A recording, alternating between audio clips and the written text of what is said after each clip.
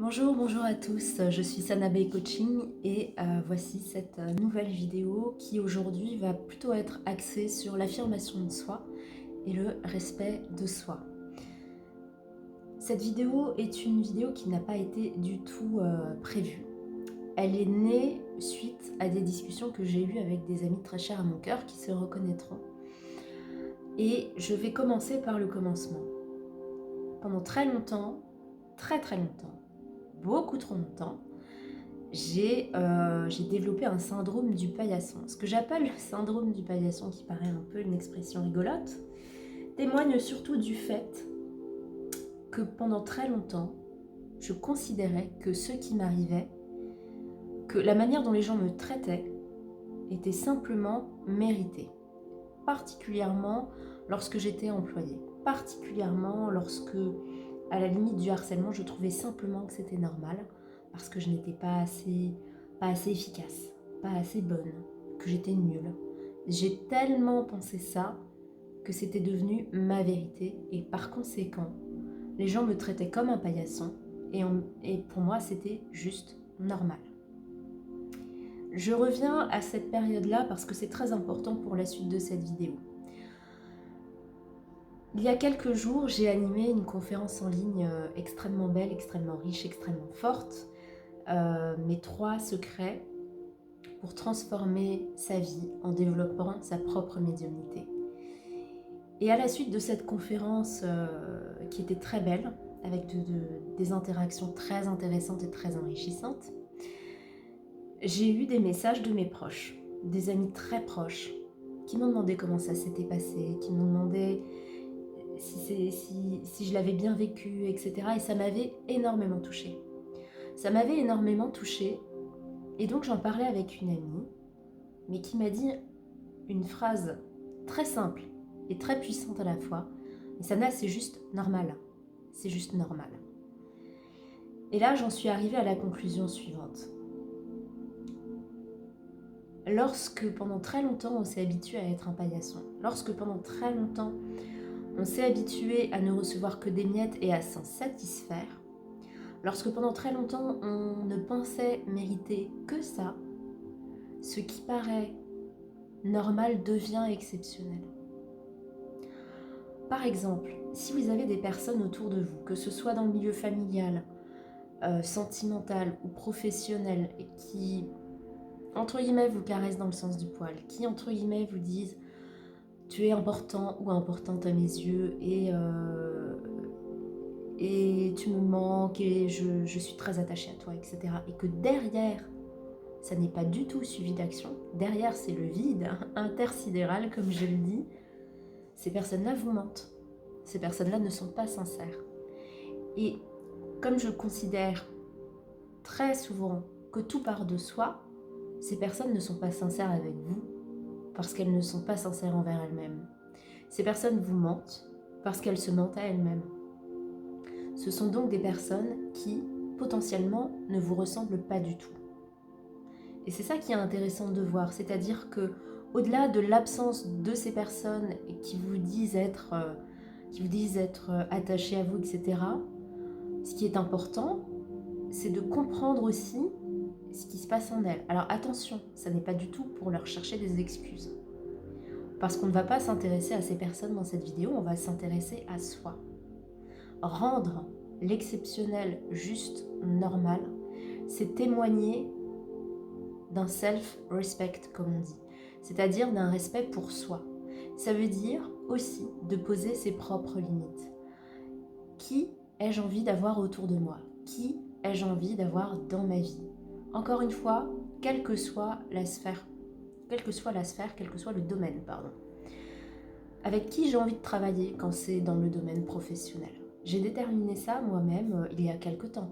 J'ai envie de travailler avec des gens qui n'ont pas peur de se remettre en question, qui n'ont pas peur de se regarder dans un miroir, qui n'ont pas peur de plonger en elles et qui n'ont pas peur de s'aimer, telles qu'elles sont. Qui j'ai envie d'avoir dans ma vie personnelle? La même chose. Des personnes suffisamment aimantes pour s'aimer elles-mêmes en premier lieu des personnes sincères envers elles-mêmes, des personnes qui s'affirment et qui posent leurs propres limites.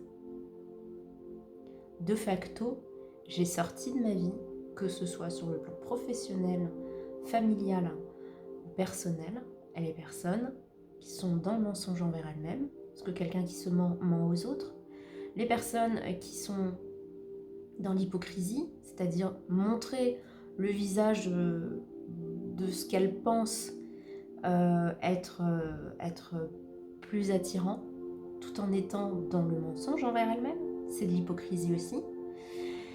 Et les personnes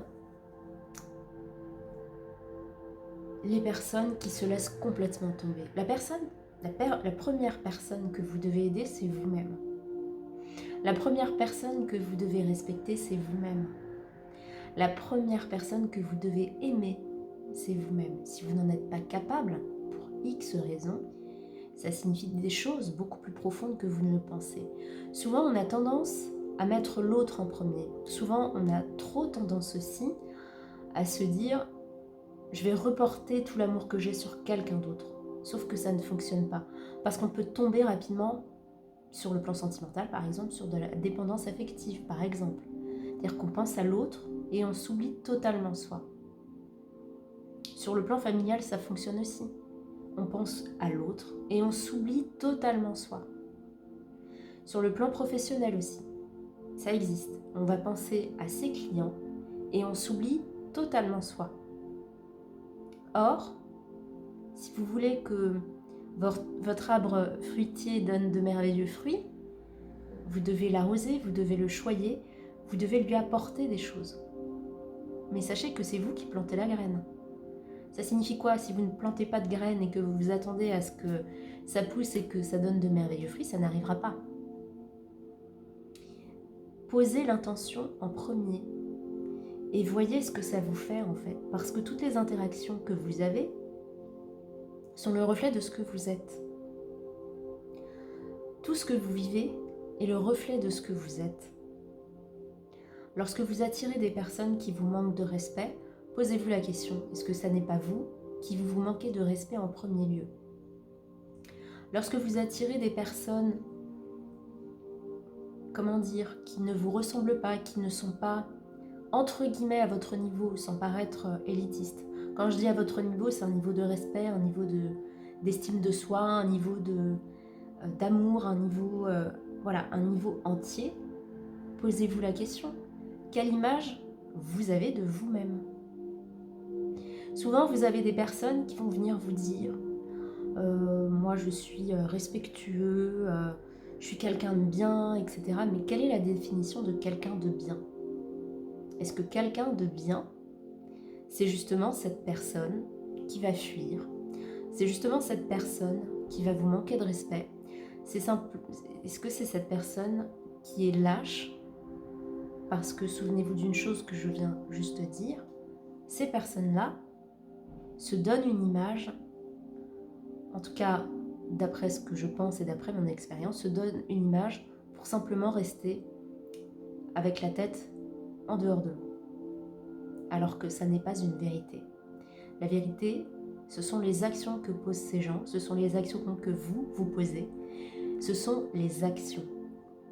Si votre action n'est pas alignée sur ce que vous dites, ça signifie forcément que ces blessures, ces blocages vous appartiennent à vous et non pas à l'autre. Souvent, lorsque vous avez par exemple une personne qui est dans la fuite, je l'ai expérimenté récemment dans le professionnel par exemple. Quelqu'un qui est dans la fuite va vous dire « je comprends pas comment ça fonctionne pas et tout » ou « j'attire tout le temps ce type de client, je ne sais pas pourquoi, etc. » Ok ?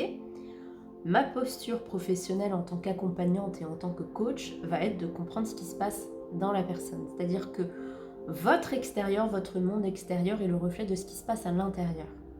Et c'est très important à comprendre. Ça ne veut pas dire qu'il faut venir s'auto-flageller parce que ça ne fonctionne pas comme on le souhaite. Ça signifie qu'il y a des choses beaucoup plus profondes, des peurs, des blessures, des choses qui font que vous n'arrivez pas à avancer comme vous le souhaitez. Et des fois, on se met des œillères.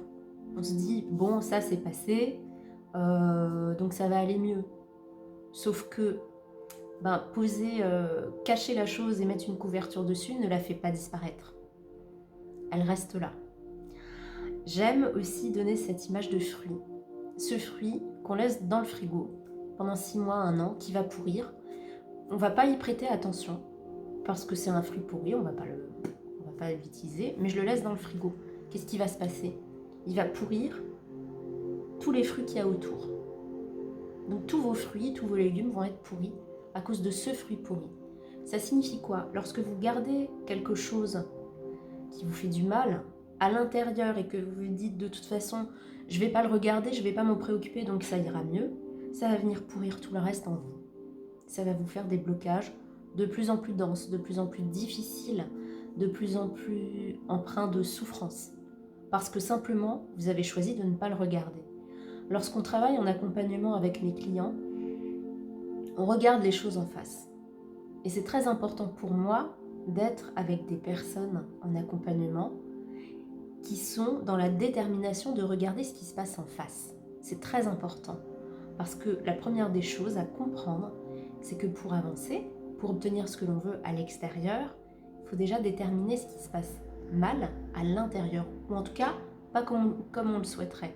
J'en reviens à cette personne, cette typologie de personne qui pense être bien et qui en même temps est dans la lâcheté et dans le mensonge, dans l'hypocrisie. Finalement, c'est quelque chose de très triste. Parce que cette personne vous raconte des histoires, mais elle se raconte des histoires aussi. Et au final, quelle posture adopter avec ce type de personne? Aucune. Aucune. Simplement la sortir de votre vie parce qu'elle ne vous ressemble pas. Elle ne vous ressemble pas énergétiquement, elle ne vous ressemble pas au niveau de vos valeurs, elle ne vous ressemble pas au niveau de votre propre respect. Souvenez-vous le syndrome du paillasson. Vous pouvez aussi avoir ce réflexe que j'avais à l'époque, c'est-à-dire trouver des excuses à l'autre. Oui, mais elle n'est pas bien. Oui, mais elle traverse une période difficile. Oui, mais elle est perdue, etc. Ma question, si vous avez été dans ce contexte-là ou si vous l'êtes encore, lorsque vous traversez des périodes difficiles, lorsque vous êtes mal dans votre peau, lorsque vous souffrez, est-ce que pour autant, vous mettez de côté vos proches? Est-ce que pour autant, vous les oubliez? Est-ce que pour autant, vous leur dites, en gros, je serai toujours là pour toi, et que cette phrase ne soit pas suivie d'effet? Si la réponse est non, sachez que votre souffrance ne vous définit pas. Sachez que votre souffrance, vous pouvez en faire quelque chose. Vous n'êtes pas condamné à la supporter jusqu'au dernier souffle de votre vie. Sauf que c'est toujours plus confortable d'être dans un état pareil. Parce que déterrer sa souffrance, ça fait mal. Déterrer sa souffrance, c'est un acte courageux. Déterrer sa souffrance, c'est tout revivre en pleine face. Pour l'avoir vécu, ça n'est pas une phase qui est très facile à aborder. Par contre, lorsqu'on l'a passé, lorsqu'on l'a apaisé, lorsqu'on a apaisé tout ce qu'on doit apaiser, et que vous regardez en arrière, là vous vous dites, ça valait carrément le coup. Ça valait carrément le coup. Parce que vous êtes capable d'enlever un énorme fardeau de vos épaules. Vous l'avez fait, vous pouvez le faire seul ou vous faire accompagner. En tout cas, vous l'avez fait. Et c'est ça qui est le plus important. Votre souffrance ne vous définit pas. Votre souffrance est comme un espèce de sac de cailloux que vous vous traînez sur votre dos. Et une fois que vous vous dites, mais peut-être que je marcherais mieux dans ma vie sans ce sac de cailloux, je dois comprendre d'où ça vient parce que je n'ai pas envie de me récupérer un sac de cailloux plus tard. Vous devez regarder votre sac de cailloux. Parce que quand vous avancez avec votre sac de cailloux, vous n'avez pas forcément conscience que c'est votre sac de cailloux qui vous empêche d'avancer. Vous vous dites que c'est juste comme ça. Juste comme ça. Et au final, non. Absolument pas. Et lorsque vous regardez votre sac de cailloux, vous allez voir que chaque caillou correspond à un événement dans votre vie ou à une souffrance particulière ou à une peur ou à une blessure forte. Vous allez être obligé de regarder ce sac parce que pour regarder ce sac, il faut vous dire que vous avez un sac, une charge qui fait que vous n'avancez peut-être pas comme vous le souhaiterez. Et en regardant ce sac, vous allez conscientiser un certain nombre de choses, et vous allez comprendre que vous n'en avez pas besoin, que ce sac n'est pas vous. Vous allez lâcher ce sac. Vous allez peut-être avoir un petit peu de mal à avancer au départ parce que vous avez peut-être marché avec ce poids pendant des années, des décennies. Vous allez le lâcher, et là vous allez vous rendre compte que vous vous sentez plus léger. Vous vous sentez libéré et vous pouvez avancer. Rendre l'exceptionnel juste normal, c'est juste la continuité de ce que vous êtes. Le respect de vos valeurs, le respect de poser vos propres limites et de vous affirmer dans votre être en entier. Il y a aussi les petits exercices de la vie. Ce que j'appelle les petits exercices de la vie, c'est comme à l'école, c'est pour voir si vous avez bien tout compris votre leçon. Donc, vous allez avancer, vous vous êtes séparés de ce sac de pierre et vous allez rencontrer des personnes dont la typologie va être je ferai tout, enfin je schématise, je ferai tout pour toi, etc., et que derrière, ça n'est pas suivi d'effet. Souvenez-vous que vous n'avez plus ce sac de pierre. Donc qu'est-ce qui va se passer? Vous allez peut-être vérifier un petit peu tout ça, vous allez marcher à reculons, et ce qui est très intéressant de voir, c'est la manière dont vous réagissez en fait. Souvent, soit vous foncez. Personnellement, quand je fonce sans réfléchir, je sais que c'est ok pour moi. Quand je commence à mettre des limites et à avancer tout doucement, je sais que, comme je le dis de temps en temps, il y a baleine sous gravillon, c'est-à-dire que les choses ne sont pas claires et que concrètement, je ne le sens pas. Quand je commence à ralentir, quand je commence à procrastiner avec une situation ou avec une personne, je sais que ça n'est pas ok pour moi. Donc, et c'est ça qui est très important aussi à déterminer chez vous, c'est comment je me comporte vis-à-vis de telle situation ou vis-à-vis de telle personne. Si vous y allez à reculons, si vous vous dites je suis très content que ça arrive, mais bon, je sais pas trop, etc. Le je sais pas trop est une réponse en soi. Le je sais pas trop est une réponse en soi. Donc n'hésitez pas à être vraiment dans votre cœur, dans votre âme, lorsque quelque chose vous arrive, particulièrement lorsque ce sont des petits exercices de la vie, parce que votre comportement va être déterminant. Soit vous êtes aligné, vous vous écoutez et vous vous dites c'est pas ok, donc je vais stopper là cette collaboration professionnelle ou cette relation amoureuse. Soit vous allez vous dire un réflexe, j'allais dire classique, lorsqu'on avance sur soi, peut-être que je me trompe. Et vous allez voir que dans 9 cas et demi sur 10, pour ne pas dire 99% du temps, vous allez avoir raison dès le départ. Vous allez vous dire, en fait, j'avais vu les choses venir, donc j'aurais dû m'écouter. L'écoute de soi est essentielle. L'écoute de soi est essentielle. Parce que lorsqu'on travaille en accompagnement, j'amène les personnes à être en elles, à développer leur intuition, à développer leur propre médiumnité pour être totalement à l'écoute d'elles-mêmes. Ça veut dire que quand c'est pas ok pour vous, vous le saurez tout de suite, dans votre corps déjà, vous le saurez tout de suite. Et ça c'est important, parce que plus vous allez développer cet aspect-là, plus vous allez pouvoir avancer plus rapidement aussi et attirer les circonstances, les événements, les personnes qui vont être réellement bonnes pour vous. Vous allez avoir aussi en face de vous des personnes qui vont vous challenger pour travailler davantage sur vous. Toutes les rencontres, toutes les interactions que vous allez avoir dans votre vie sont censées vous amener d'un point A à un point B, même si vous allez croiser la personne 5 minutes, elle va peut-être vous dire des choses qui vont allumer une ampoule au-dessus de votre tête. Et là, c'est à ce moment-là que vous devez vous approprier tout ce qui se passe dans votre quotidien. Donc pour en revenir au sujet du normal exceptionnel, une personne qui est vraiment là pour vous, c'est cette personne qui va venir vers vous, qui va vous demander comment tu vas, qui va vous proposer de vous voir, etc. Et sur le plan professionnel, c'est pareil. Quand vous avez un client, une cliente potentielle, ou un collègue qui vous dit si tu veux de mon aide, je t'aide à faire cette tâche-là, et que derrière cette personne, vous lui demandez exceptionnellement de l'aide, et que cette personne est abonnée absent, bah non, j'ai pas le temps, bah non, écoute, je sais pas trop, etc. Vous savez que cette personne jouait du pipeau. Sur le plan, si vous êtes entrepreneur, si vous avez des clients qui vous disent « Ah, je suis hyper intéressée, voilà, ça m'inspire énormément ce que vous proposez », et que derrière, cette personne ne prend pas contact avec vous, ne prend pas rendez-vous avec vous, etc. Il y a bien sûr les circonstances extérieures. Je ne dis pas non plus que tout le monde est à mettre dans le même panier. Seulement quand vous avez des personnes de manière récurrente qui vous disent je vais prendre rendez-vous pour telle ou telle prestation, et que derrière cette personne n'arrête pas d'annuler par exemple, vous savez que cette personne n'est pas claire parce qu'elle ne sait pas ce qu'elle veut.